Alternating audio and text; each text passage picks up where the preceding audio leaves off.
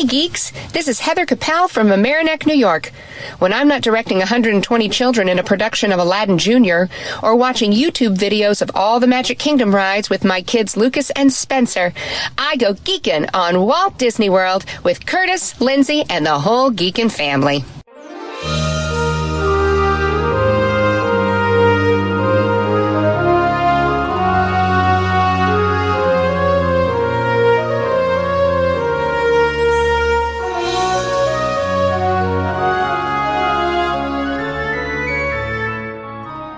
Are you ready for a fun-filled hour of food favorites, resort hopping, and hanging out with Disney World geeks? It's now time to go geekin' on Walt Disney World. Here's our dad and co-host. Hollywood was impressed with his performance in crowd scenes at the Indiana Jones stunt show. He never misses an 11 a.m. margarita at the Mexican Pavilion. And Mike Wazowski is still raving about his performance as that guy over at Monsters, Inc. Laugh Floor. Ladies and gentlemen, please welcome Curtis Stone. Hey, Disney World geeks. Welcome to episode 351 of the Geekin' on Walt Disney World podcast. This week's show was recorded a couple of months ago. Yeah, I've been kind of taking a few weeks off from recording, and I'm glad to bring you a trip report from Beka Hanigan. Becca went with her husband and stepdaughter to Walt Disney World, and Becca was their expert geek, taking them for the very first time. Now, if this is the first time you're listening to our podcast, I just want to let you know that over 6 years ago, I started this podcast with my daughter, Lindsay. We started talking about Disney World and the trips that we had taken together and family trips. And boy, I was amazed as I started bringing on other people that they were just so positive, caring, and generous. The listeners are so awesome. And before long, they were calling me their podfather, and I continued to bring listeners on to tell their Disney World stories. Over the years, we've built some amazing relationships with our listeners, and they continue to share their stories with us. I love featuring you guys on the show. They're like family to us. They're the Geekin' family, and I'm so glad I've been able to meet a lot of them in the parks and in person. And we get together every day on our private Facebook group. So come join us on our private Facebook group. It's the Geekin' family. We'd love for you to join us. And we're also independent Disney travel agents with Fairy Tale Concierge. And Fairy Tale Concierge is a authorized Disney travel agency. So whether you're new to Disney World or you'd like to chat with us about your trip ideas, we'd love to be your travel guides and help you book your room, your fast passes, and dining reservations. You can contact Mama and Auntie Judy at travelingtierras@gmail.com, or we got our good friends Jennifer Glambos and EJ Cruz. Find them on their Little Dole Whips Facebook page. And on this week's show, Beka Hanigan tells about her trip that she went down with her husband and stepdaughter. That was their first time. They stayed at the Port Orleans Riverside Royal Room. We talk about food, the 50s Primetime Cafe, the Tusker House, the San Angel Inn, Cinderella's Table, Akershus, Be Our Guest.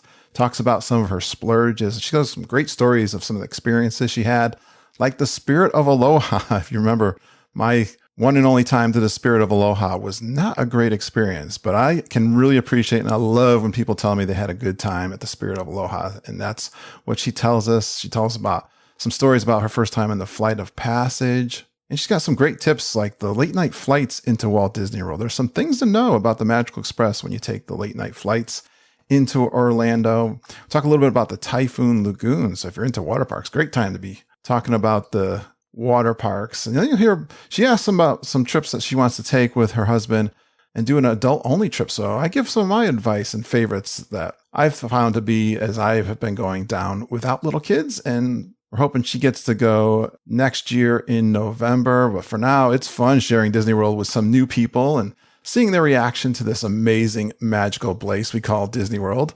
Let's hear how Beka made out sharing her happy place with her husband and stepdaughter for the very first time.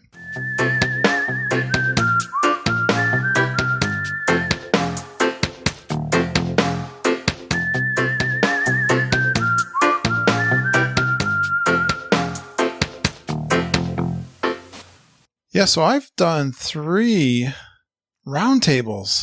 I was wondering if I was ever going to do a trip report ever again. So I'm so excited when the listener contacted me and she was excited to do a trip report. Actually, I've had two others, I think, contact me too. So I'm glad we still got trip reports to do. I'm excited to do one with a new listener or someone who's never done a trip report.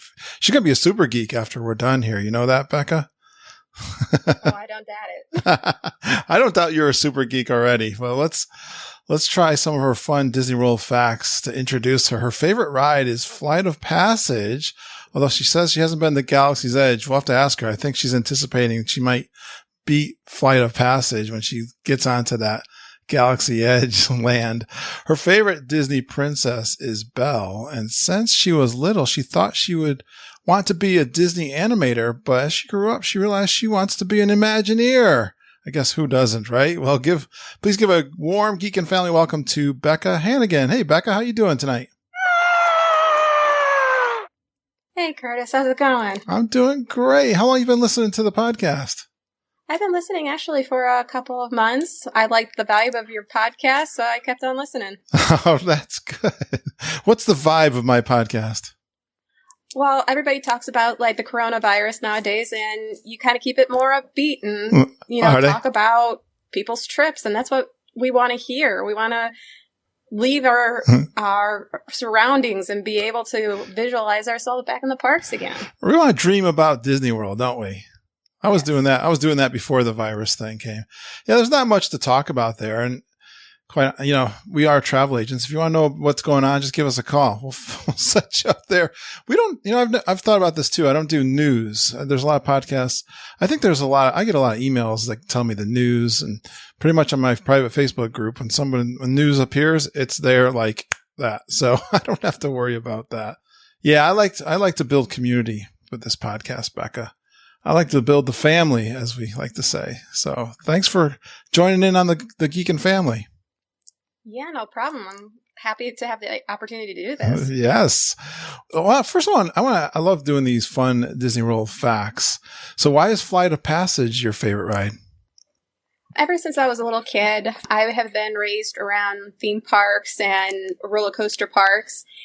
I do have my love of those, but there was something extremely magical the way they built Flight of Passage, and you actually not only felt the creature breathing below you as you rode it, but the smells and being able to see everything in Pandora was just absolutely mind-boggling. They knocked it out of the park with that one for you, did they?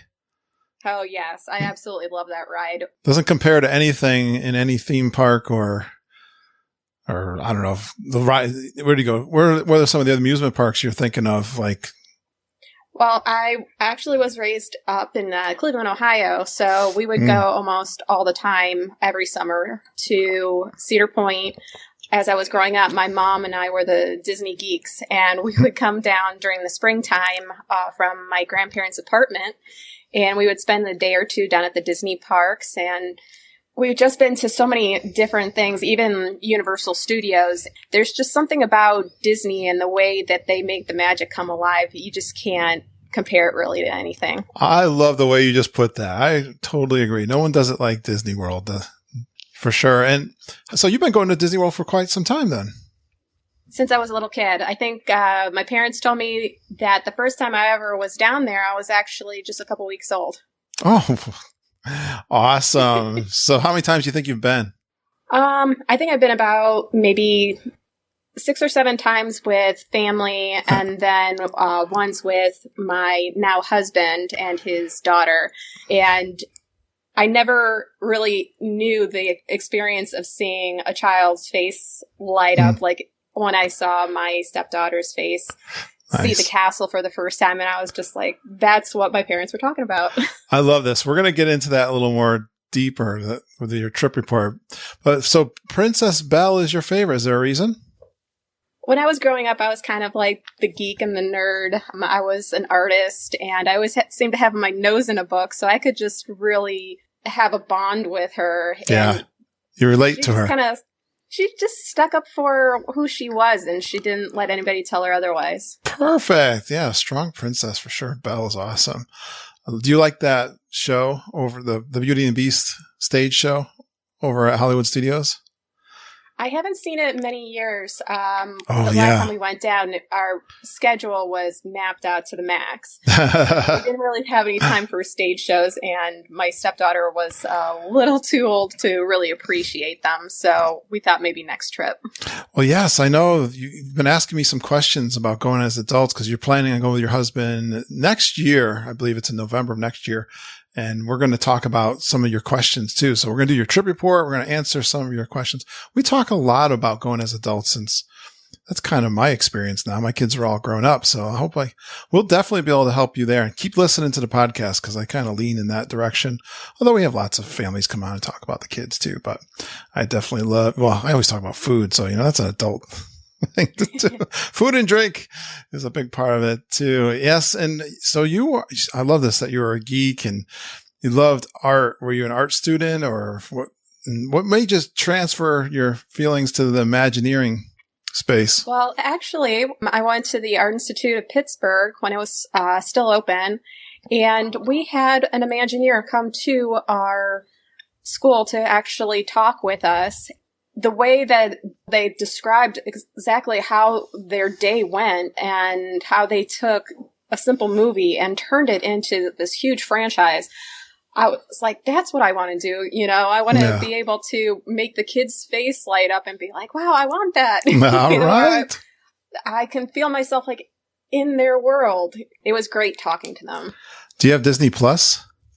Yes. I was actually one of the, probably one of the first people to sign up.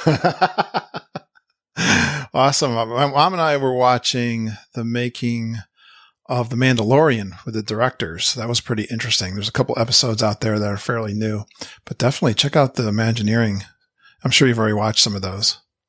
I've actually watched all the Imagineering. I'm looking forward to watching The Mandalorian. I'm forcing my husband to watch all the Star Wars. I wasn't allowed to watch the final 3 until he was in the same room because he wanted to watch them with me. Yeah. So we're kind of going back through now after watching those 3, seeing the start of Luke and the start of Anakin. Yep. And once he kind of gets that down and the storyline, then we'll go into The Mandalorian. Oh, you haven't done? Oh, I love The Mandalorian. I've been really, really impressed with that. That's worth the Disney Plus for me right there. And that I can't wait till they continue that. Awesome. Well, might binge watch it over the long weekend. And you may make me think about something. We're going to talk about things that you can do when you go on your next trip.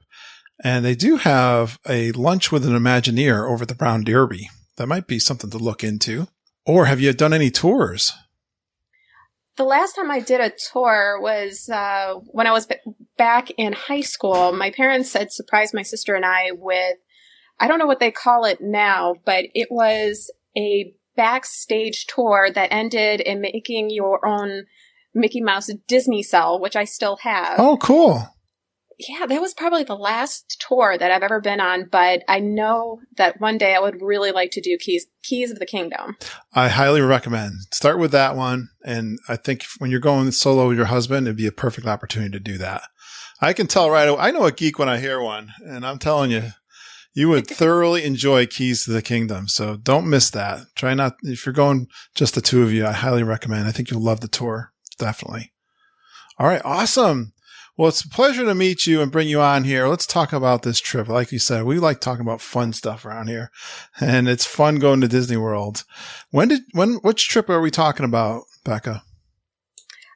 We're talking about our trip last May in 2019. Okay. And I went with my now husband and my stepdaughter, and it was quite an experience, to say the least.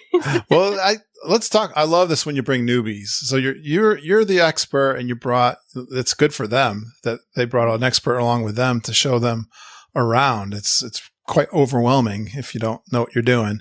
So I'm sure you had, you knew where to go, you knew how to plan and stuff like that. And what was it like for him to go for the first time? Were you anxious that he was going to enjoy it at all? I was a little anxious. I was more planning on the reaction of Malia.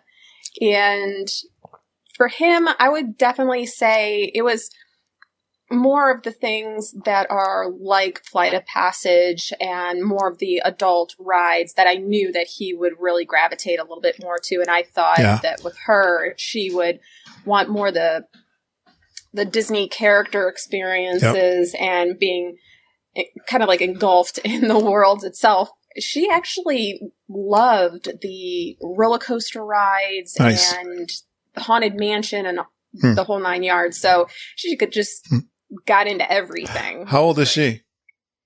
She was 13 at the time. She's 14 now. Oh, yeah. Yeah, definitely. She's definitely wanting to go back. So she had no fear. Both your husband and the daughter, they both like thrill rides then. She definitely does. Jason has sometimes a little hesitation, but if everybody else is doing it, then he kind of goes on board with us. Did you kind of do them all? Did you do all the thrill rides that you wanted to do, or did you miss any? I believe we did either 90 or 95% of them, and the fast passes were our friends. Yeah. If we didn't have those, we wouldn't have been able to go on as many rides as we did. It's critical, for sure. Perfect. So where did you stay? We actually stayed at the Port Orleans Riverside in the Royal Room. Yeah. Why'd you pick that one? More for Malia, give her the deep immersion of being down at Disney World. It was the complete princess room, and she just walked in, absolutely loved it. We couldn't get her to stop playing with the fiber optic headboard. Good choice. You definitely know what you're doing. Then does she like the princess aspect to Disney World? Oh, yes. She definitely had a sleep on the side of the room that had all the pictures. Nice. And she took pictures of the special letter from Tiana. Just loved everything about the Port Orleans aspect of it. She just walked around and loved it. Good resort to start with. Definitely. Mm-hmm. Beautiful. What are some of the best parts of Port Orleans Riverside? Well, if you ever, as a first timer, get to go over to the, I guess you would call it like the sister resort to the Port Orleans Riverside, is the French Quarter. Yeah. We absolutely love the beignets that are over there. This reminds me of the first time I went to Port Orleans Riverside. Mom was the person back in my day. It was the Diz board you had to go on, and that was where you get all your information. And she said to me the same thing. She said, well, we're staying at Port Orleans, but we can walk down the French Quarter and have beignets. I'm like, all right, what the heck is that? I don't think, funny enough, I don't think we ever did that. Maybe we did. We did go down there, but yeah, that is a benefit. It's a beautiful walk down through there, isn't it? Yeah. And what's also great is, they would let us swim in the pools late at night after we were done with our day, after being in the high heat. We went the 1 week, it was over 95 and it was extremely hot. The week before and after were perfect 70-degree weather. So we don't know exactly what happened there. No, that is a great advantage. You got both pools, and they're not that far of a walk. It's a beautiful walk along the waterway there for sure. Did you take advantage of the boat down at Disney Springs? Actually, we did. Unfortunately, we didn't get to spend a whole lot of time down at Disney Springs, but it's something on our to-do list when it's just us adults. That's one of the advices I'm going to give you when I looked at your questions you had for me. For sure. Definitely. I have really loved the reimagination they did at Disney Springs, especially for adults, and just there's so many different restaurants and bars and lounges and like that. Yeah, before this last time, it was actually called Downtown Disney. Right. By far, what they've updated it to is absolutely amazing. Yeah, entertainment down there. Yeah, it's really an enjoyable experience for sure. So definitely, take advantage of that. Let's see here. Let's get into food. I'm ready to get into food. Are you ready to talk about some food? Sure am. Isn't food an attraction at Disney World? Oh my gosh. If we didn't do so much walking, I probably would have gained like 10 to 20 pounds. There was so much to try. I do a lot of walking, but I still put on almost 10 pounds. But that's just me. I'm unique in that way. What were some of your favorite restaurants, Becca? I would have to say maybe like the Primetime Cafe over at MGM. The way that the waitresses come over and make you feel like you're part of the 1950s family, and they just bug and harass you. Just kind of reminds me of the family I grew up with, who was a very matriarchal type of family, and we would spend all the holidays together. It was just crazy, and it was good to see Malia laughing and enjoying herself and having kind of like one-on-one little quips with the waitress. It was just really fun. Yeah, sometimes they lay down pretty thick with the act, and I'm glad you got that. I like the way you described that too. I think that's Mama's house, right? That's you. It's going over to Mama's or Grandma's for. I think it was Cousin Kathy for the night. Home cooked meal. Well, Mama's in the kitchen, I think. Maybe you don't see. Yeah, Cousin Kathy's serving you, right? Yeah. Was the food good?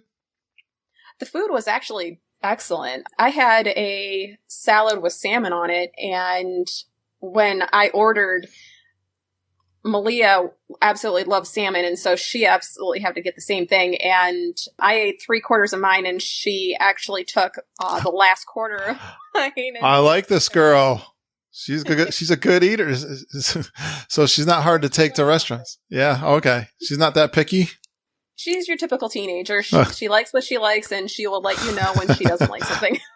Well, salmon at least isn't chicken nuggets every time you go. Perfect. No, that would be my stepson. He really didn't want to go down to Disney. He thought it was for little kids, so we were just like, okay, we're just going to go with that. Oh, is he older? Yes, he's going to be 18 in August. Too bad. Too bad. All right, give me another restaurant that you guys enjoyed. Maybe like Tusker House. That was really good. Yeah. The character interactions was great. The food was nice and fresh. I absolutely love plantains. When you find a restaurant that really makes them well, you found a hit. Good to know. Yeah. I was disappointed in a couple of restaurants that we actually ate at, and I was surprised because I had wanted to eat there since I was a little kid. Yeah, I know one of them you wrote down here, and we had a similar. I've talked about this, but go ahead. What's one of them? I hope I'm saying this right because everybody says it differently. The San Angel Inn or Angel Inn. San Angel. Yeah. Mm-hmm. San Angel. Yeah, we had I had some dry steak there. Yeah, I got the carnitas, and they were just really dry.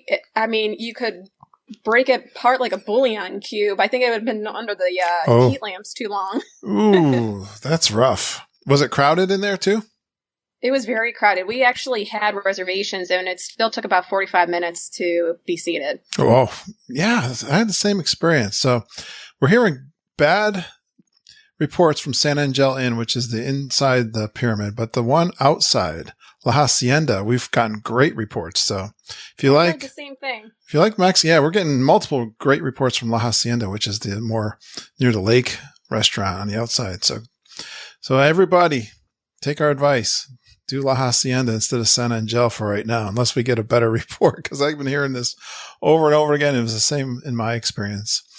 All right, keep going. So did you try any of the Cinderella's or the princess meals? We actually ate at Cinderella's table. I think it would have been more enjoyable if Malia was like my niece's age, which is about 4. There's more magic behind it. She kind of looked bored. The food was okay, but there was one dessert that I had. I can't remember what exactly it was called. I think it was the Jack and Gus dessert. Yeah. And when it came out, it's this whipped cheesecake with the seasonal fruit puree on top of it. And I tasted it. I'm going, oh my gosh, my mom and my grandmother make this for Christmas every year. Oh, wow. Is that a good thing? Well, I was just like, I paid all this money to come down to Disney, and I'm getting home food. I can get this at home. Exactly. Yeah, you're describing Cinderella's table kind of. I think everybody's got to do it because it's the castle, and especially if you've got the princesses that you want to check out. But yeah, I think you wrote down that you went to Akershus also. So how did that compare? I would actually say Akershus was a lot better than the Cinderella table. We got the same amount of princesses. Unfortunately, Rapunzel was not there. Okay. I guess you got to get her either earlier or later in the day. We had kind of a brunch rather than a breakfast. Okay. And so the food was excellent, and the way that they interacted was really funny. But at the same time, at the Cinderella table, I actually got to have a little conversation with Aurora, which was really funny, and some of the other princesses. And the way that they stay in character is just wonderful, and it just makes the whole meal. Awesome. Yeah, Akershus. You know what I really loved about Akershus was I love buffets, and they have something unique. They have a buffet for your appetizer, right? Or was that your experience? You get to go to the buffet before you get your meal? Actually, from what I remember at Akershus, they were giving us plated meals. I believe. So, same with Cinderella's table, it's all plated. Yeah. And they definitely, at Cinderella's table, I felt like I was rushed, from the table. I didn't really get to experience it. It was just like, okay, get in, sit down, and push me right out. Yeah. But Akershus I could actually enjoy. Great. Yeah. We always recommend Akershus. We don't want people because the castle's the castle. Everybody knows about that, but don't underestimate Akershus, right? Yeah. And I was actually kind of disappointed in Beast Castle a little bit. The food was okay. We were really happy that we went at lunchtime because it was only one table service instead of two. So we were able to use our table service credits at other things that we wanted to do. One of them being one of the final illuminations over at Epcot. Okay. But, I mean, the inside is absolutely gorgeous. If you are anything of a Beauty and the Beast fan, I mean, you just get super drawn in on it. Oh, and good. They had the one room where it was almost like the music box that Maurice had made, kind of incorporated in the room. And it was just awe-inspiring. And it was so hot outside that we went over into the Beast room. We were actually seated in the grand ballroom, but at lunchtime, you can walk to the different rooms, whereas like with dinner, from what I've heard, you kind of have to sit down. You can't go exploring. It was super cold in the Beast room, and we just kind of made our way in, and we went right back out. But the one thing I absolutely love about Beast Castle is the fake snow scene behind the pane glass. I just love it. Yes. Were the roses, you mean? Actually, it's in the ballroom. Oh, it's in the ballroom. Okay. I like the rose room too, the West Wing. It sounds like you know the movies really well and all of the... I used to drive my parents crazy with the movies. Yeah? You know all the details. Yes, and... you catch in on all the details. Yeah, and I even love... I don't know what they call it, the Dark Ages. But I love a couple of those movies as well. Robin Hood being one of them, and obviously Fox and the Hound. But nice. My sister loves Black Cauldron. I cannot understand Black Cauldron. Wrong generation. Everyone has their favorites, right? Right. Perfect. Did we cover all? I think from your list here, I covered all the food. I believe so. How many nights did you stay? I think we stayed about 8 or 9 nights. Oh, wow. Yeah, good. Just enough to get a little bit of everything, because we also did the at least one water park with the Park Hopper option. So good. We didn't finish Magic Kingdom or Epcot. We could go back, and there's so much at those two parks that it's almost like you have to make either a 2-day or a day-and-a-half trip to see everything and fully enjoy it. Absolutely. Definitely for those.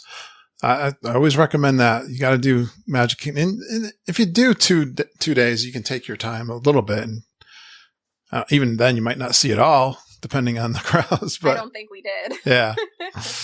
All right. Well, this is exciting that this was their first time for your husband and for Malia. So how can you describe their experience? I would say like the best way to describe their experience is, just as Malia's eyes lit up with the castle for the first time, it was the same when I looked over at Jason and he was looking at the fireworks display on the castle and how they incorporated the story and the animation and the fireworks all together. He's like, there's no other place in the world that does something like this. How did they do it? This is incredible. Yeah, the production is mind blowing. I mean, everyone's probably seen fireworks, but when you see that show, it's just mind blowing. It's so much going on.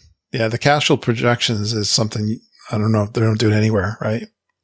No, and I've been to, different types of like fireworks shows and that sort of thing, but even showing family the video that we took on our big screen TV and everything, even they were in awe just by being here at home. Like, wow, that must have been such an experience to see that in person. There's almost too much going on. It's amazing, for sure. Oh, definitely. And to see his eyes, well, I think both of our eyes lit up at Pandora when everything was lit up at night. It's incredible the way the Imagineers actually make your brain think those mountains are floating. Yeah. Is there anything else you think that surprised him about Disney World? I would just say how they incorporated each land and how one blended into the other. Oh, he noticed that. Or are you pointing that out to him? I was pointing it more out to him in Magic Kingdom, but when it came to Epcot, he has never been out of the country. Yep. And we were super excited to go to Paris together this past May, and it got canceled, to kind of give him a little taste of that and get to really experience the other cultures, because they actually get people from those countries to describe their culture. It just really immerses you, and you actually feel like you're there. It's one of my favorite things too, for sure. I love it. I've loved Epcot since I was a little kid. It's like my favorite one. Well, I should have had you as a kid, because my kids always were like, "Oh, we're going to Epcot." But it's my favorite for sure. World Showcase. You definitely got to do the tours, the Keys of the Kingdom. Oh my gosh. I could tell just the way you described the changes of the way the tour guide is going to go into such detail of things, and every tour guide is different there, but the stories that they tell and understanding how that park is operated, both of you will absolutely thoroughly enjoy that. I hope you get to do that. All right. What did you splurge on? Well, me personally, I got a Banshee from Pandora. What did they get you for one of those things, Becca? I think it was around maybe like $70, but they wanted me to pay an extra $40 or $50 for this little perch that you put it on. Oh, I was going to say, and you got to feed them too? I'm not paying $50 for a piece of plastic. That was the big splurge item when Pandora came out, and now with Star Wars, they've plussed the splurge. They got us coming and going, don't they? Oh yeah, and I can't wait to make a lightsaber and a droid. I've been told that I should make a R2 unit because the BB-8s are still a little finicky when you get them home, and when something happens to them, you have to send them back, and it takes months to get. Oh, I hadn't heard that. Yeah. Yeah. All right. I'm having a lot of problems with it, so I'm just like, I'll wait a couple of years. It's more technically challenging. Yeah, it's amazing to me the way that thing works in the first place. So that makes sense, actually. I can see that being more of a difficult technology challenge for sure. Oh, we're going to talk about that in a little bit for your next trip. That was one of your questions, what to expect for Star Wars. Yeah, the only other thing I splurged on was Darren Wilson art. I just love his art. And explain his art. I don't recognize the artist. Where did you get that? He has more of like an antique sort of look, a little bit more like an oil painting feel to the art. Well, I had actually purchased Beauty and the Beast together, and for our wedding, we were going to have people sign the frame, and then we were going to seal it up. Oh, nice. You would love the art festival too. Festival of the Arts. I've only been. That's in January, February. Yeah. In the spring. I have been wanting to go to that, but I want to go to the Christmas one a little bit more. Well, you got plenty of time. Eventually, definitely. I think you'd love. Are you an artist? Yes, I am. Okay. And Jay and I planned on having, kids. So there's definitely going to be more times to go down there and experience those different festivals, especially when we bring the grandparents down and be like, here, you take the kids. We're going over here. I wish you were coming to the February 2021 Grand Geek and Gathering. We know some of the artists. Not this coming year, but maybe the year following. All right. Yes. If I can convince them. You can hang out with us when we're hanging out with some of the artists. We've made some friends with some of the fine artists there. So we would, you would really enjoy that for sure. All right. Interesting stories. I know you wrote down a bunch of really interesting stories. What's the Spirit of Aloha story? So the Spirit of Aloha is over at the Polynesian. It's down kind of like this windy path towards the beach, and it's this beautiful pavilion where they recreate a luau. And if you call early enough, we didn't want to put that on the travel agent's list of to-dos. I woke up at the crack of dawn, called in, told them, hey, it's going to be my fiance's 40th birthday. Can you do anything to make this extra special? And she's just like, I got it. We can, do a couple little things and make it something that they will remember. And I also told them that it was Malia's 13th birthday, which is a milestone for a kid. We actually got there, and it was a little bit of a wait because they're setting up. Right. They took us in, and we got front row center. Oh, wow.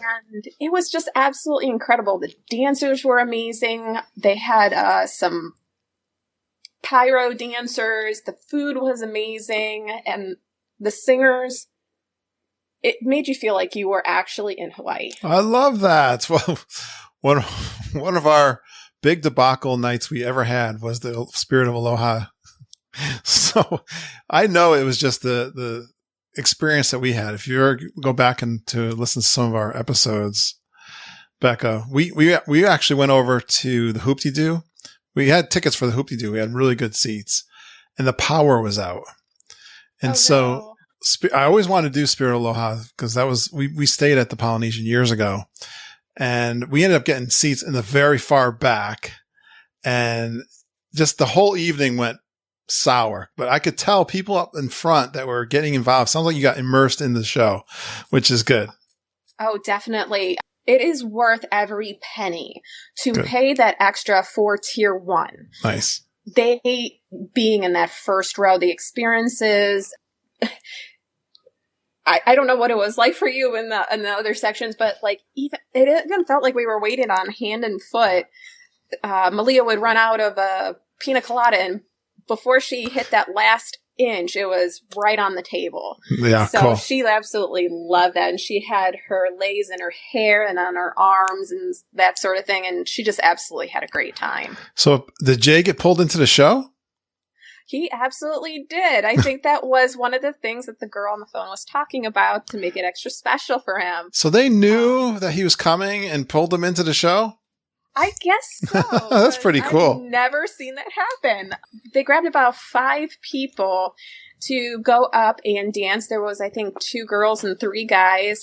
And they got the authentic hula dancers, each one being from a different area. Nice. And it looked like he actually had more of a Tahitian dancer.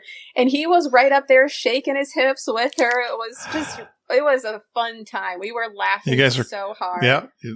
That would make me laugh. I'd probably do that. I could see myself doing. I love getting involved. And it was a great time. I can understand that. Yeah. I remember we did have a strange server. He was having an off night. He kept bringing Auntie Judy tons of sangria. She had like 4 glasses of sangria lined up. She's like, okay. But yeah. It's good. We actually got this. Well, he got some sort of drink. I don't know what it's called. Oh, look bad for your listeners that he can't see. This, it's a coconut carved out with a little coconut. he brought it home, and it's like his favorite little keepsake. Oh wow! Did you have to pay extra for that? It's one of the drinks. It just they're just like, take it home. I'd never seen that. It's like a pina colada, maybe. It was some. Nice. he's not really a big fan of coconut. So it was some sort of tropical drink. It had a little mixture of all these different alcohols in it. So he was... No wonder he got up there dancing the hula. Good fun. I'm glad to hear a good Spirit of Aloha story. That's awesome. All right, let's talk about any pixie dust moments. Well, as I've said, I think mine is just walking into Pandora. Malia and I had watched the movie so many times, and to actually walk in and see it and feel that you were actually there was incredible. The only thing, and I know some of your other listeners have said this, is that the only drawback for me, I don't know if they noticed it, is when you're watching the intro movie, the guy says so much that I had to start rubbing my temples. Is that how you... I want you to know, Becca, I'm glad you're saying that, because the reason I notice it, because I did Toastmasters for a little while, and they talk about, you count the ums, and you become very sensitive to that. For my podcast, I want you to know many times I delete most of the ums that I possibly can. So you're welcome. But yes, I noticed, I thought it was only me because I'm sensitive to that. But what he's trying to do, I don't even get the shtick at all with him. Yeah, I kind of know what how you feel now, because I just actually joined Toastmasters, and I was thinking, now I know why my girlfriend signed me up for this, because I could hear it, and it drives me crazy even when I find myself doing it. It's not easy, but I mean, if you're doing the preview for a world famous attraction, I don't understand why he does what he does. But anyways, because there's so many great ones over the years. That's a tough gig. Actually, now that I think about it, to try to compete with the guy who does Soren, that was from Seinfeld originally, and Gary Sinise, and so many great ones.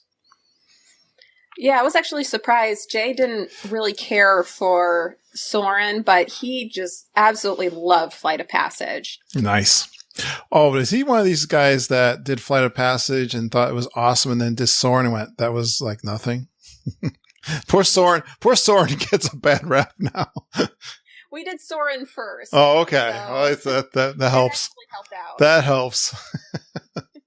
You can't. I don't know. I kind of don't like that argument when they compare the two, because I don't know. Soren's just got a special place for me because I've always enjoyed it.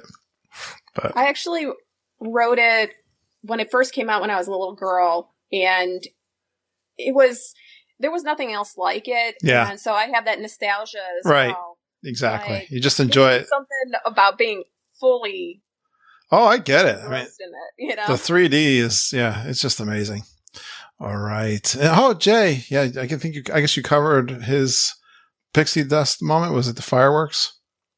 Yeah. He still talks about it to this day to a lot of people that want to go down there, or even family, that your eyes are darting in so many places just trying to take it in. It's just mesmerizing. Did you do illuminations too? And yes, we did. We actually saw one of the last shows before I think it turned over into the new one. Oh, okay. So he got a little bit of my childhood before it completely phased out. He absolutely loved that one. But the one that we didn't really care for was the one over at Animal Kingdom. We were really bored. All three of us were really bored with that one. The Rivers of Light. Yes. I've heard that reaction. I kind of like the softness of it, but some people, they're expecting the fireworks show and they don't get it, I guess. Is it expectations that you're expecting? I personally think that the storyline is a little weak as well. And they're trying to do all this flash and flare with the water and, little pyrotechnics and that sort of thing. But I think they truly lose the audience by the story alone. If they could find something that's a little bit more, for even small children, because children, you have to kind of grab them in the first 5 seconds. Otherwise their mind goes elsewhere. Did you take them to Fantasmic? Yes. And they absolutely love Fantasmic. Yeah. What really made it enjoyable is while we were waiting, we were surrounded by gnats, but we really didn't we really didn't get aggravated with it because there was this great cast member that was down by the railings and she was singing along to the music that was playing and she was acting and nice. Trying to sell these like light up things for the kids. And it was just so funny. Before we knew it, the show was starting. Well, in comparison, I had the Brazilian tour group doing the same thing. So we had a similar evening, it sounds like. That's one of my favorites for sure. You got a bunch of other things you said you must talk about. One of them, you're talking about late flight and don't do the luggage drop off. So one of the drawbacks that we weren't made aware of when we were working with our travel agent is that if you have a flight that comes in around 5 or 6 o'clock at the latest, don't do that optional bag drop off from the airport to your hotel resort, because we came in at 8 o'clock and we didn't get our luggage until maybe 2, 3 o'clock in the morning. And we had early fast passes. We had nothing to, take a shower and change into, go to sleep. We were, it was just very tiring. And we kept on calling the front desk, not knowing where our stuff was. Okay. So they did eventually bring them. But yes, I can remember coming in late. We got in late, like after 11, and we did bring our luggage with us. Mm-hmm. I remember that. Yes. That's a great little tip there. It takes about, they said, depending on how busy it is, and we came right before Memorial Weekend, it can take anywhere from 3 to 5, 6 hours to get your luggage. Yes. So that's what's great about if you have a morning flight, you go to the hotel, you check in, you go off to the parks, and they actually deliver your luggage for you. Exactly. Whereas No, this is a great distinction. late, Great distinction. Thanks for that that's like a little tip. And I love this. You gave me 5 must talk abouts. We already did the Spirit of Aloha. So, but you said you got some fast passes a couple times at Flight of Passage in one day. Yes. So I looked like my stepdaughter when she's in a great conversation with a friend. I was on the Disney app, just clicking through dinner and clicking through lines, trying to make sure that, we could get any fast passes because we had used all of ours up for the day and nothing was coming through. And all of a sudden I just wanted to put my phone away into my pocket, but something was telling me, check one more time. We got 3 fast passes to Flight of Passage once again, and they were over the moon, and we just booked it right back over to Flight of Passage. I don't think I've ever heard anyone scoring 2 Flight of Passage in one day. That's pretty cool. That's unique. I mean, the Disney app is your friend. It can be a little frustrating, but in the end, it really does help you out, especially if you have dinner reservations and you want to get one more ride in. You can see how long the wait is and be like, okay, we can try to do this and then book it back over here. Sounds like you are a technical geek too. So you know how to work that app, right? I did a lot of research. Did you practice at home? I was watching a lot of YouTube videos and all different types of nice. Travel videos on Walt Disney and, any tips and tricks that I could possibly get to make the experience more magical for my family. Nice job. All right. I love this bullet point, and I totally relate to this. She says there's nothing like Disney tired. What's Disney tired?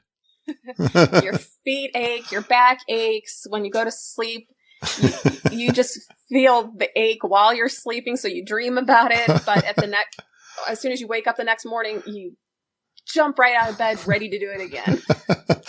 Is Disney tired the kind of tired like if you're in the American experience, your eyelids just get really heavy and you kind of drool and doze off? Is that what Disney tired is? I would say more maybe for teenagers and kids, whereas with adults, it's more your whole body aches and you just don't know what to do with yourself.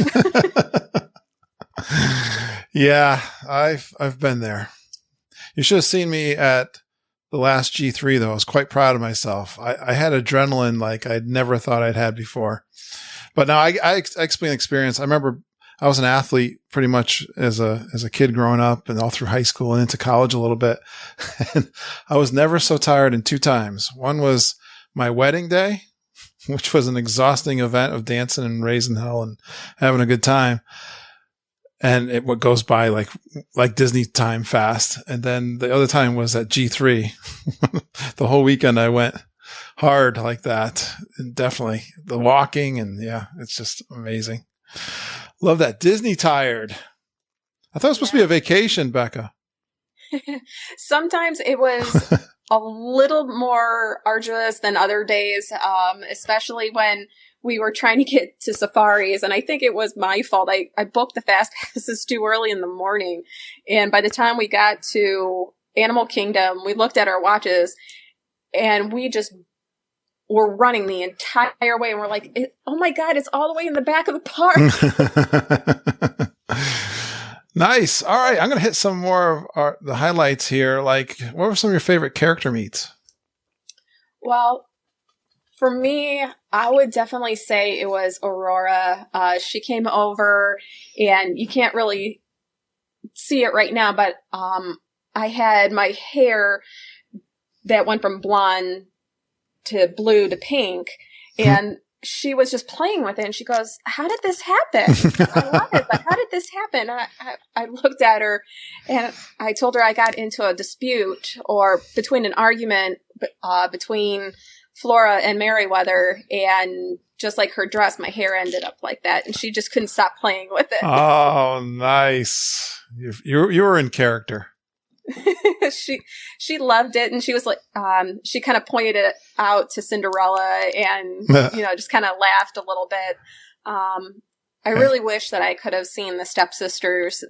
I've heard that they are so fun, but I didn't get to see them at all. Well, we're going to I got to remember, I'm going to talk about some things you can do. That is you might like, you're talking about doing things for adults for dinners, but have you ever done the 1900 Park Fair at Grand Floridian? I've always wanted to stay and do things at the Grand Floridian, but growing up, a lot of times we just never were able to make our way over to the Grand Floridian because we had to be at MGM. We had to be over here or there. So it always fell to the wayside. Oh, that might be a good one for you two to try. 1900 Park Fair. You get the stepsisters character meal. That might be a winner for you two too also. Yeah. Excellent. Good food too. Good buffet. All right. Minnie and Mickey for Malia was a good character meet. Yeah, so I surprised Malia by decorating her magic band. They didn't have anything sparkly, so I went into my bag of crafts and I got all my knockoff Swarovski crystals, and I completely bejeweled her entire thing. Yes. And we came in, and Minnie just grabbed her wrist and was pointing it out to Mickey, and Malia was laughing so hard. And she was like trying to take it off her wrist that she wanted it really, really bad, and she's pointing it out to everybody else. But Minnie's just like every other woman, huh? She likes the sparkle. That is too cute. We actually got a lot of compliments on the sparkle. So if you can do any like at home little tricks to your bands, just the only thing is, you can cover up the band, you can cover up the little Mickey, but you got to keep everything else in that circle. I saw your picture. We'll have to share that on the Facebook group. That was great. Yeah, I bet Minnie likes Pandora too, don't you? I would think so. I know all my women on the podcast love it, especially my wife.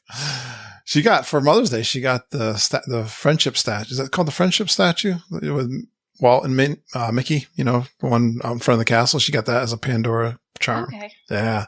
I like that one. A lot of detail in that too. I was impressed. My Lindsay got that for her. All right. So you did a water park. Which one did you do? I believe it was the one that had the lazy river. The only problem I personally had with it was when you did any of the water slides with the mats, you have to basically lay down and push yourself forward. Okay. Which I'm an ex-lifeguard from when I was a teenager, and I'm going, why wouldn't you go down feet first? Why would you go head first? You know what, Becca? Things in Florida are a little bit wilder. It's like when I was a kid in the 70s, it's a little edge to things. Yeah, but the problem is that you get it down and then you can't move it forward. So you're like squirming to get it forward.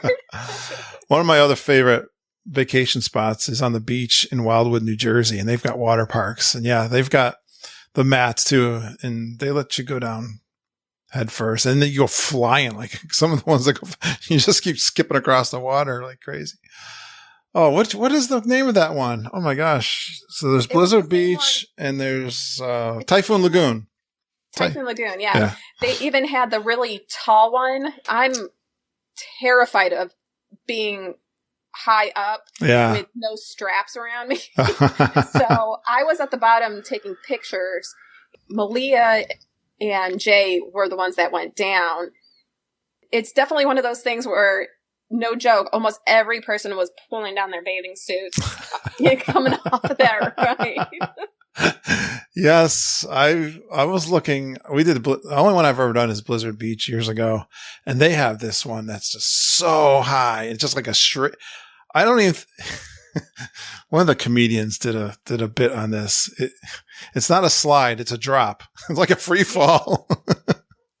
The ones that scare me are the ones that seem to be really popular over in Asia, where they kind of put you into a closed tube, and then you hear the beep, beep, beep, and the floor drops out from underneath you. And oh my gosh, there's no way you could get me on something like that. But Malia just keeps on saying, "I want to try that." She loved it. Did she love the water park? Oh, she loved it. She just kept on going back on the really psychotic tall. Has she ever been on any kind of water park before? Oh, yes. Okay. And she's actually, we have water park right over here by the Columbus Zoo. She's been to that several times. I know that I definitely want to try to take her to a couple of others that are within state, and then also down in Orlando as well. Sure. Yeah. I thought that was the most glorious thing ever when I went. We didn't have any, I live in Connecticut, but we went down to Rhode Island, and that was the first one. There probably weren't a lot back in when I was a kid, but I thought that was the greatest thing ever, the water park. So I can understand why kids they love the water anyway in pools, just to add rides to it. It's good. We really wanted to be able to do the lazy river a little bit more, but we were getting kind of frustrated with we had lost sight of Malia. She had booked it down the lazy river because it was going too slow. So it wasn't so much a relaxing river anymore. So I guess she slept pretty good the next day?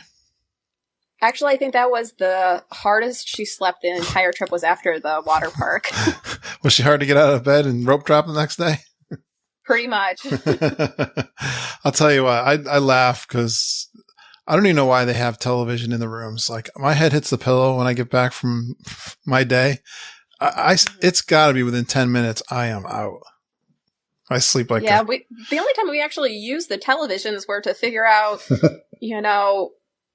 maybe there was something going on at the parks that we weren't aware of when we did our research, or, hey, this ride is going to be closed today for whatever reason. So I love plan your day around it. I love turning it on. I love the music, and you actually have an app for that. You can watch it right now if you wanted to on your phone. The morning television from Disney World. I love that. The music and what's going on in the parks. All right. So what are you going to do next time when you go down for your next trip? Did you going to do anything different? Seeing that, but probably just Jay and myself, and then take the kids the time after that. For the next adult-only excursion, I would say I would love to go to Star Wars Land, the Galaxy's Edge. Malia is not interested in Star Wars at all, which is why I was really surprised that she was into Pandora the way that she is. I swear she could quote the movie. Yeah. I absolutely love Star Wars. I grew up on it. My dad and I would, watch it together ever since I was maybe about 4 years old. Just holds that special something for me, especially the little Ewoks. I even watched that movie when I was little. I love Wicket. But when it actually comes down to it, I think we would also do Disney Springs. Yeah. A little bit more of that. Get to experience the restaurants and the nightlife. When we got there, I think we only had maybe an hour and a half, 2 hours after being at the park. So we were really rushing through everything and really couldn't experience what we wanted. I like to go down to Disney Springs about 3:00 in the afternoon and do a lounge and then have a dinner plan there. You don't get as many of the crowds. You might not get all of the entertainment, but it's definitely less crowded when I've gone down there at that time. And kind of the lounges are opening up. It's nice and relaxing. So I agree. Get down there early and try it out that way. That's been my favorite way to do it.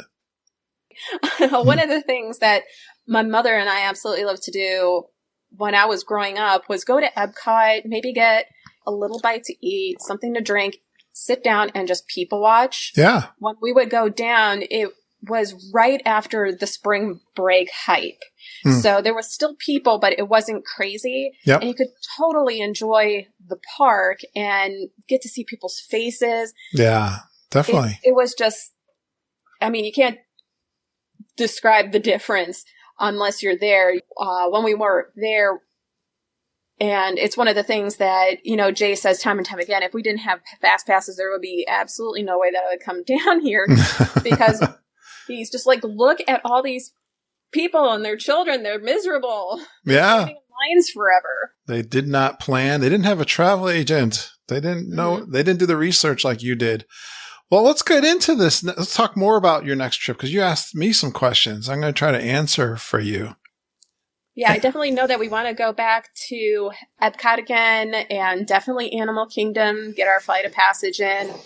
I don't know about Malia and Jay, but I was absolutely floored by the Navi River journey. I thought it was too short. I thought it should have been longer. Oh, cool. So I would definitely go back for that as well. Well, I wrote down, one of your questions was, for your next trip, you want to do some more adult-based things with a kid-free. Sounds like you like the Disney Springs. So I'm going to give you some of my favorite lounges, first of all. So I like leaving the parks at like 3:00 in the afternoon. And one of them, when I leave Magic Kingdom, I like to go take the boat over to the Polynesian for the Tambu Lounge. So that's one of my favorite things to do, and check out the Polynesian and enjoy that. Or the Wilderness Lodge and try the Territory Lounge or Geyser Point. But Geyser Point is a beautiful kind of outdoor relaxing place to go. Oh, we're talking about World Showcase. Tutto Gusto is one of my favorite, the wine cellar over at the Italian Pavilion. Have a nice wine flight over there. We talked about the Mexican Pavilion. That's one of my favorites too, especially the lounge there. But you're talking about people watching. The Brown Derby Outdoor Patio Lounge. That's a good one. If you go there for noontime and watch everybody going by, like the Star Wars guys are going through and stuff, but have a nice quiet drink. I definitely know that the next time that we're down there too, something that I did as a kid, which I think Jay would love, is staying at the Fort Wilderness. I stay there with my family. Yeah. I've been embarrassed to go back for several years because my mom was such a ham down there. She definitely made an impression on the cast members, goofing around with the characters, that I had to like hide my head. But they have like these little speedboats. Oh, yeah.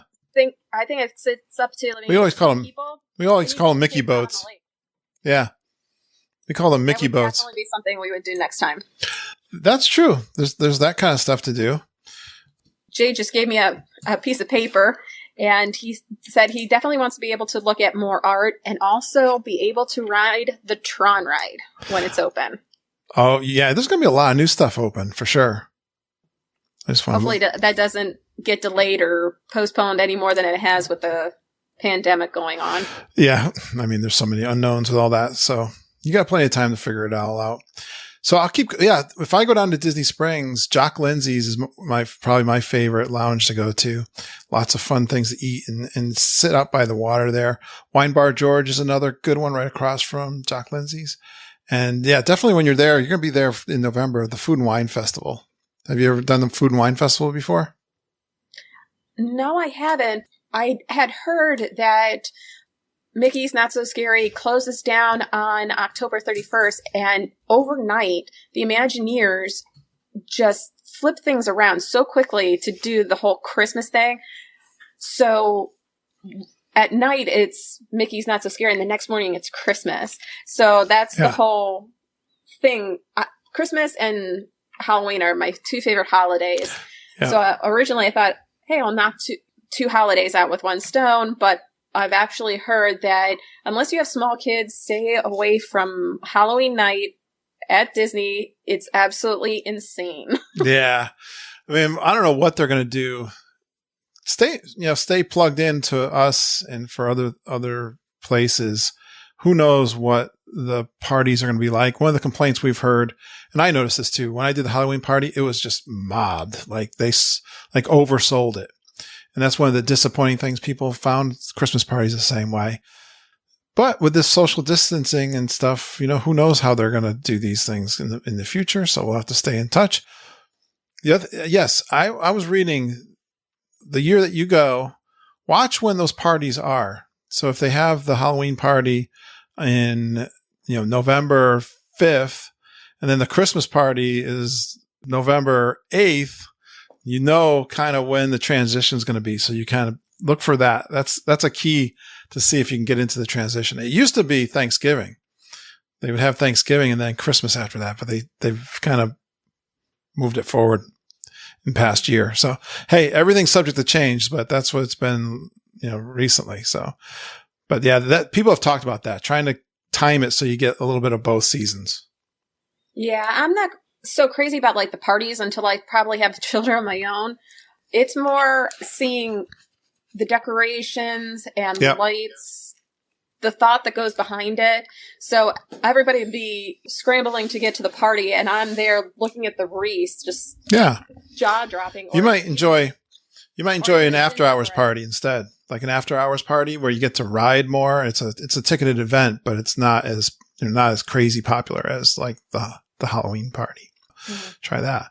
All right. So then I love this question. I don't think I've ever had it put to me quite this way, but restaurants I'd recommend that a kid or teen might not like. That's a tough question, but I would go with one of my favorites. I was thinking about my favorites, but I think teens would still like, Ohana's anyways. But anyways, Flying Fish is one of my favorite restaurants. It's on the boardwalk.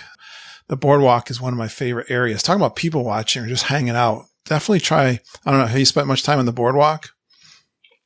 Not since I was probably a teenager. There you go. And the reason I asked that was because our last trip, we basically planned it around what she wanted to do as her first trip. So it's just like, well, we've done that, but we wouldn't have chosen this because nothing on this menu she would eat. Definitely see, talk with Jay. So what he, now that he knows a little bit and see what he missed and what he wants to do. You can definitely fine tune it to the two things that you want to do. All right. Some of my other restaurants, I put Boma. I think I love Boma, but I don't know. I think maybe a teenager would be fine with it, but it does have some, flavors. Maybe, I don't know, that they might kind of stub their nose at. So I went down to Disney Springs. Boathouse is one of my favorite restaurants. Raglan Road I love Raglan Road just because the entertainment features and the Irish music and beers and all that stuff. I love that. The Edison there's so many great restaurants down there. There's some new ones coming on. There's one called City something coming down there that hasn't opened yet or just opened. The Edison was excellent too. I really liked that one. So there's a couple for Disney Springs. And I think I would do some steak places. Like I haven't done Le Cellier in a long time over at the Canadian Pavilion. Tiffin's is a big favorite over at Animal Kingdom too. That's more of a signature place. There's a great lounge there too. That Nomad Lounge is awesome too. So that's a good one to go for adults. I think the one thing, because we didn't have time in which to stand in line and get one, I don't know how we would finish it because I don't think he or I would be able to finish it, would be one of Gaston's cinnamon buns. Yeah. Yes. I've actually never tried one of those, and it's always been on my to-do list. There you go. Try. Absolutely. Yeah, you could do the Geek and Family Cinnamon Bun Tour, which starts out with the Gaston cinnamon roll. And you got to get the colossal Mickey head cinnamon roll. And if you do breakfast over at the Garden Grill, then you get that big old monkey bread. So those are the three Geek and Family. So, and then throw in the donut from the big Mickey donut that you can get at Well, they have it at 2 places in Magic Kingdom. They have it at the Starbucks and the lunching pad over. So it's it's huge. It's like the 2 ears and the big, yeah. Those are the Geek and Family favorites right there. Yeah, and if you go to Port Orleans French Quarter, when you order a beignet, you get 3 of them in the shape of Mickey. There you go. With the sauce. The other thing you talked about, yes, let's talk about the Star Wars. So I think you can you can milk that for a lot of time, Becca, and you're going to thoroughly be engrossed with that. Of course, you got the Millennium Falcon. You're going to have to ride and pilot that. And you're going to want to go on that a couple different times so that you can get the different experiences. You definitely want to get the pilot, and that's the best experience. So whatever you do, keep going on it till you get the pilot. Beg, borrow, steal to get on the pilot. I actually heard if your group does a certain sequence, you can get Chewie to take over the entire flight. Oh, really? I didn't think I've heard that. I don't know what bell ring, and then he takes over. Oh, you mean if you keep screwing up? Yes. I guess. Oh, I just posted in my Patreon live feed one of the rides, and you could hear Judy screaming at me. I was the pilot. She was the backseat driver screaming at me. But see that, Judy? Chewie didn't take over. I must have been doing good enough. But definitely, you're going to enjoy that. And of course, I'm totally, if you're into this, the two of the biggest attractions, although some people have complained because they cost you money, but building your own lightsaber and building your droids are definitely experiences that you want to take advantage of. Get your advanced dining reservation for Olga's Canteen, too. Don't forget to do that, because that's a special. That is the Star Wars bar you have absolutely got to do, and hopefully you get into a booth. Try to get into a booth. Enjoy the full experiences of Olga's Canteen, the drinks and the whole thing. We did it early, like 10 o'clock in the morning or something like that. But I mean, the fun thing about Star Wars, and I love it when they put a new land in, it really extends the park. You don't realize how much more time you're getting, and you're going to want to go there multiple times while you're on your trip too, I'm sure, because you'll get different things. The Rise of the Resistance has been kind of interesting. I know Jeff Kessler was saying it was his underrated thing because of all the work it took to get your boarding pass. Now, I don't know what it's going to be like when you're going, if it's still going to be that same kind of get a boarding pass with the electronics and everything. I thought it was kind of fun.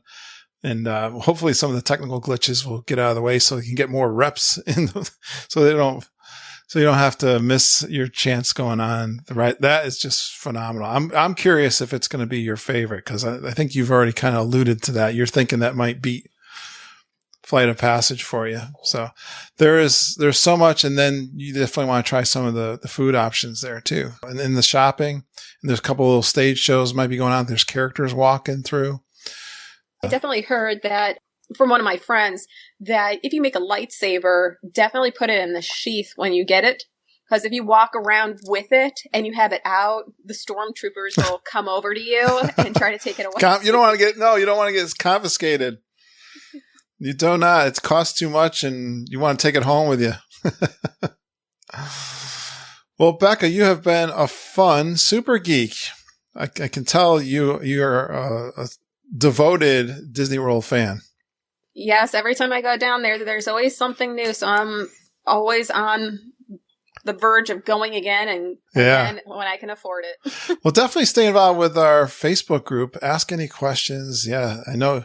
Do your research and let us share your knowledge with us too.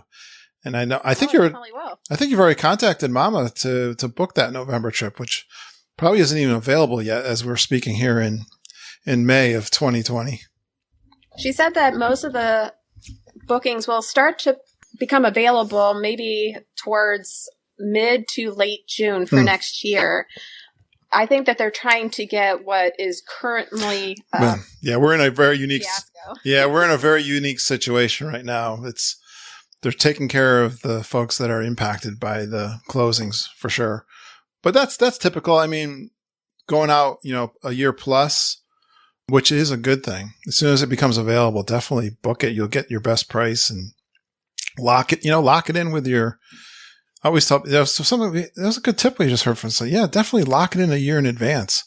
You're going to pay the this year's price. And then if things improve, we'll be watching. And if a package comes out that beats what you got, then we'll let you know about it too. So. Yeah, what was nice about last year's trip was when I booked it, I could actually kind of pay it down by increments. And then once, the big hub came, 30 days, I just put it on the Disney credit card and we actually got great deals. We actually got rewards that we could use in the parks. Yep. So that was a great perk as well. Good job. You're an expert. Thanks for contacting me. Thanks for listening to the podcast. I'm glad you came on. Yeah, I'm glad that there's podcasts like this out there. So much negativity is going on in the world right now with the pandemic that it's nice to reminisce and dream of going again. Thank you. That means so much to me. Thank you so much for saying that. It never gets old hearing that. And I totally I've always wanted that to, regardless of what's going on right now, we always want to dream forward. That's part of the fun, isn't it? To plan and dream for the next trip. And definitely. Beautiful. Hey, stay in touch, all right? Oh, I definitely will. Thanks for having me on. Please stand clear of the doors. Por favor, manténganse alejado de las puertas. Great job, Becca, coming on and doing your trip report for the first time. I'm so excited to getting back to trip reports. I got another one coming up next week with another Becca. And Rachel Wright is coming on. They're sisters. They're going to talk about a trip they did. They were just recently down in Florida doing some Universal Studios. I believe they got into Disney World too a little bit. So I'm excited to bring them on again. You'll hear a trip report from them coming up next week, but then they're going to come back. If you guys are going down in the parks, we'd love to hear how you're making out under current circumstances. And I hope you guys are having great times. I know you're having great times, and so excited to hear Sarah Tomlinson, who's coming on this week to record her trip report down to Universal Studios. And we love Universal Studios. I got to get back there. I haven't done it in so long, but we love doing and booking trips for you guys at Universal Studios. We're authorized for Universal Studios also. Mom loves doing that one. She was just saying they were a lot easier to deal with than Disney World at this particular moment in time. So definitely book with us if you want to do a Universal Studios trip. I asked Mom about the Halloween and Christmas parties. We mentioned it, Beck and I, during this episode. And again, that was 2 months ago, but we do know the Halloween and Christmas parties, unfortunately, will not be happening this year. So just keep that in mind. But one thing, again, about Universal Studios, she was telling me that the water park, the Volcano Bay, is really popular with people. We'll hear that from Becca and Rachel when they come on the show. I mentioned this a couple times in the last couple of weeks. I'm so excited with my new Rodecaster Pro. I'm using a new microphone. It's not really a new microphone. I bought this years ago so I could bring Auntie Judy onto a show with 3 microphones. This is a Shure 58, I think it is. I'm looking at it. It's just seemed to sound a little better than my other microphone, and I am really excited. I'm probably going to buy the microphone that goes with my Rodecaster Pro. It's called a pod mic, I believe. It's on back order right now, about $100. I think I'm going to go out there and buy that and add that to my equipment. I'm so excited, enjoying this new equipment, trying some new things out and getting to learn this new piece of equipment. So thank you so much, everyone from the community that chipped in to bring this to my podcasting studio. It's so much fun to have this and be upgraded. And I hope you're enjoying the audio from this. And I want to thank another geek. She was very much involved in so many things that we do. And her name is Deirdre Watts. I have to actually give her an apology. She told me about something she was doing for Mama. It came in and I gave credit to someone else because Mom was telling me that someone else was talking to her about this magic candle company. And Deirdre sent us and Auntie Judy some packages, the soaps. Oh my gosh. And the candles and some hand sanitizer. Oh, the smells, the beach club, pineapple. I mean, just some great, and even the hand sanitizer is so fantastic. So definitely the Magic Candle Company. I love when you guys send that stuff to us. It's great. I got some in my office too that others have sent. But Deirdre, I apologize. I messed up and I didn't remember, but you're awesome. I'm sending you a gift card for a cup of coffee from Starbucks. We love you. And thank you so much for all you do for the Geekin' family. Thanks to Cousin Heather for the intro this week. I love it when you guys send in your intros. That one was from about a year ago. I'd love for you guys to send in some more intros. You can create one for us. It's fun. I can suggest that you tell us your name, where you're from, a fun Disney World fact about yourself, and that you go geeking on Walt Disney World with Curtis and the whole Geekin family. Send those to me, kurt.stone@geekinonwdw.com. You know, we're planning a Geekin family reunion for February 2021. I am very excited about this. The big weekend starts Thursday, February 18th, that's when I'm arriving. We're going to spend some time in Magic Kingdom that day. On Friday, we plan to be in Hollywood Studios, February 19th. This is 2021. Hollywood Studios, hopefully we'll ride the Tower of Terror with Auntie Judy. That's one of the big things. We're also going to do a mini golf outing that day and end up on the boardwalk doing the dueling pianos that night. Big day on Saturday is the Kessler Run in Magic Kingdom. We'll also have all weekend we'll be doing for prizes a bingo scavenger hunt that we did last year also. So that's fun and exciting. And then in Epcot is going to be the big day for the picture around 10 a.m. out near the lake at World Showcase, gathering of the geeks, the Geek and Family reunion, and then we'll hang out in the Mexican Pavilion a little bit and all around World Showcase that day in Epcot. I hope you guys are making your plans. We're actively planning. We're promoting the Grand Geeking Gathering, the G3. So book your trip. You can contact Mama and Auntie Judy at travelingtierras@gmail.com. Jennifer Galambos and EJ Cruz, get them on their Little Dole Whips Facebook page. I know we've got like 79 people that are on our private Facebook group. We do have a private Facebook group called the Geek and Family Reunion G3. If you're not in that and you're coming along, please get into that because that's where I'm going to be communicating as we get closer to that trip. I also put us in a private messenger group. Once we're down there, it gets a lot of fun when you know people are down there and enjoying it. And I'm excited that the Run Disney Princess Half Marathon's going on that weekend. We've got, I know, like 20 runners that are going to be involved. They'll be able to share their medals with us and we can congratulate them. It's going to be so much fun. Hope you can see us down in February down at Disney World. It'll be a great time to be down there, I'm sure. I'm hoping that all this restrictions start to lighten up a little bit too. I am so grateful. There are a couple ways you can voluntarily support us. One is through our patreon.com account.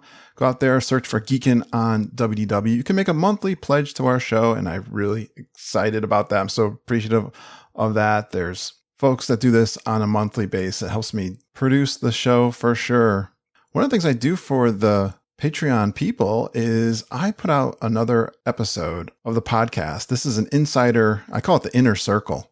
And these are live recordings that I took when I was down in Disney World back in January. I'm into recordings 32 through 37 of 78 recordings that I have from that trip in January. And to give you a little sample what they are, this week I'm getting up out early for the Rise of Resistance here. Mama and Judy and Ken and I talking as we're getting onto the bus, and then we're out there walking over to Hollywood Studios. We're getting our boarding passes. You know that exciting time when you're trying to get on the Rise of the Resistance and you got to get on the app and get into the best boarding pass. It's like a lottery, and then you'll hear all the excitement as people are getting their boarding passes.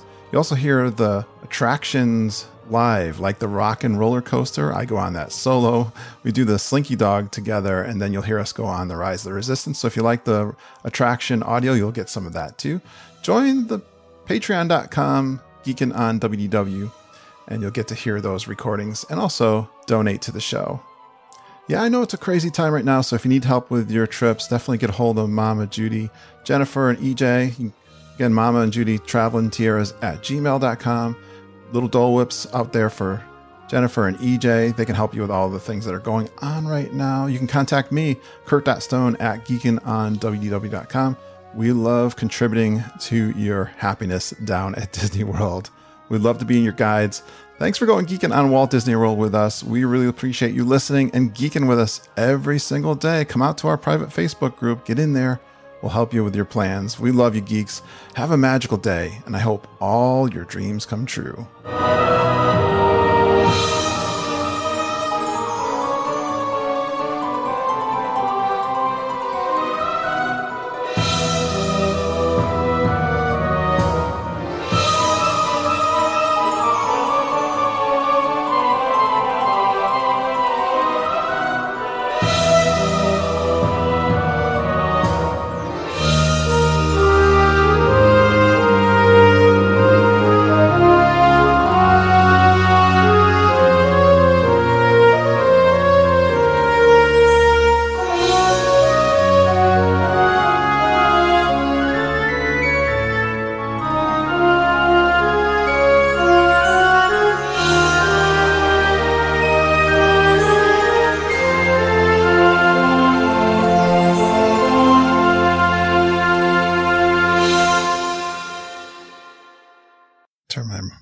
recorder on.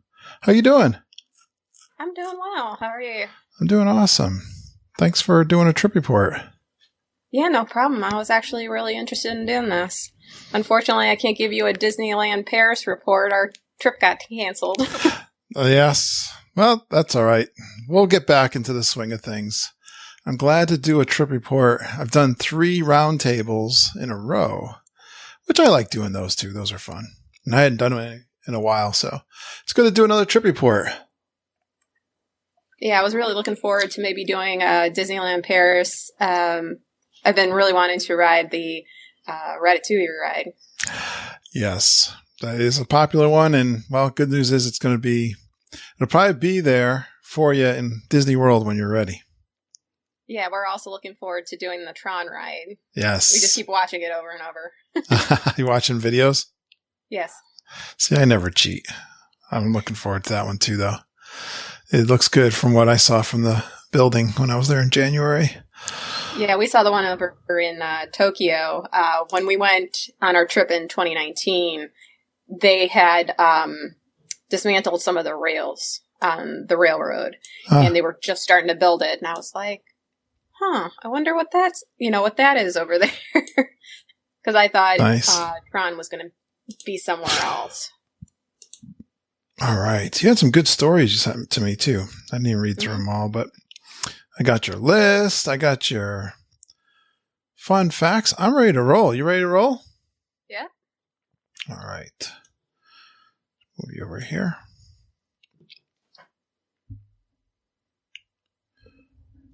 All right. Let's see. Great job. That's a wrap. Awesome. Thank you. It was a lot of fun. Oh, good. You did great. And then I've got like 3 episodes ahead of you. So after you hear the next 3, then you'll be the 4th one. Okay. You'll hear 3 roundtables. I've got one with a bunch of super geeks, and then I've got one with Patreon supporters, and then I have one with 4 of my 5 original people that were on the show, the first from 6 years ago, who are still heavily engaged with the podcast. So I know there's a couple of times I want to go down to with family. If they want to stay with me, that's fine. If they want to go off and do their own thing, that's fine. Yeah. But the reason for me to go down there would be to finally go to a D23 conference. Oh, and yeah. then also try to do the whole running marathon. Oh, the shorter one at first. Yeah, like a 5K or half marathon.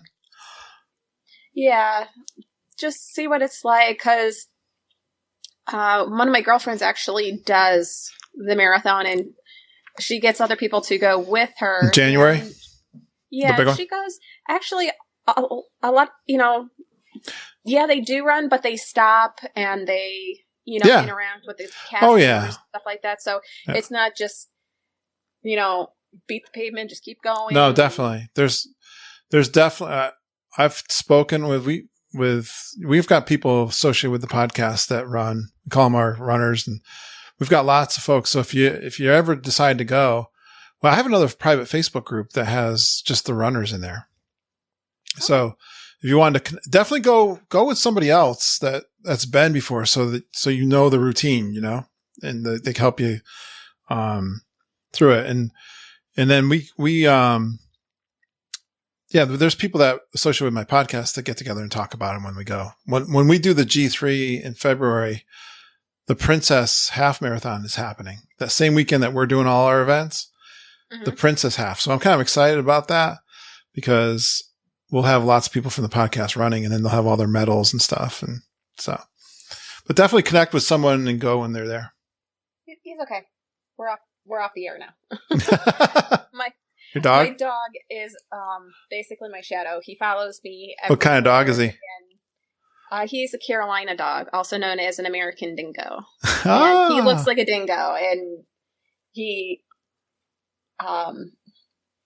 talks. So he was chewing his bone, which was miraculous. So he didn't talk, but yeah, he likes to vocalize his opinion. That's my Luke. Luke, my black lab. He's been on the podcast many times. If you hear someone barking, it's likely Luke.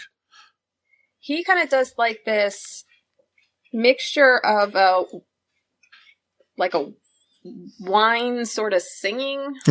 It's very, very unique. Distinctive, to their breed. Their breed, yeah. Nice. No problem. Well, thanks so much for coming on, and we'll stay in touch. Oh, definitely. And I'll let us know if you got any questions. We get to go to Disneyland Paris, we'll have to let you know how that is. Yes, and definitely. Then also show off our lightsabers, because I'm going to make him make one, and then the next time we go down, I'm going to have my father make one. All right. I'll definitely have a You'll enjoy it. Going. You'll enjoy it, definitely. Yeah, let us know if you got any more questions as you plan that trip out. Okay, I'll definitely be in touch. Cool. Thanks, Becca. All right. Have a good night. You too.